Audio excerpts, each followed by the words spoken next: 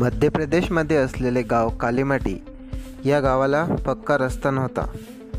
त्यामुळे मध्य प्रदेश व महाराष्ट्र सरकारने कालीमाटी या गावाला रस्त्याची मान्यता दिली आणि या रस्त्याच्या कामाला सुरुवात झाली.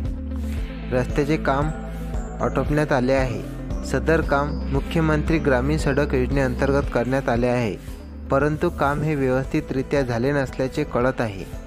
या कामात देखील निकृष्ट दर्जाचे मटेरियल वापरून मोठ्या प्रमाणात भ्रष्टाचार करण्यात आला आहे. अशाच प्रकारचे काम केवडापानी नदीच्या पुलाचे झाले होते. या पुलाच्या कामात आसारीचे प्रमाण अत्यल्प होते. तसेच सिमेंट निकृष्ट दर्जाचे असल्यामुळे नदीला पूर आल्यामुळे चक्क पूल वाहून गेल्याची घटना मागील 1-2 वर्षांमध्ये घडली. या भ्रष्टाचारामध्ये खंडव्याचे ठेकेदार आणि अधिकारी यांच्या संगनमत होते, त्यामुळे पुलाचे काम हे व्यवस्थितरित्या केले गेले नाही.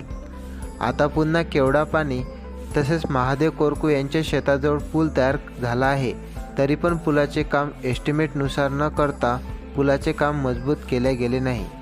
संरक्षण भिंतीचे काम करण्यात आले आहे. तसेच खडीकरण, डांबरीकरण करून त्यावर ऑइल शिपडण्याचा भ्रष्ट प्रकार या रस्त्यामध्ये झाला आहे.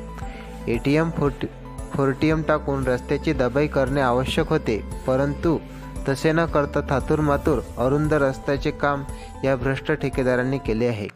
विशेषतः उमापूर ते कालीमाटी 2 किलोमीटरच्या रस्त्याच्या कामात फलक 2 वर्षापूर्वी लावणे आवश्यक होते, परंतु तो फलक 1 जून 2025ला लावण्यात आला आहे.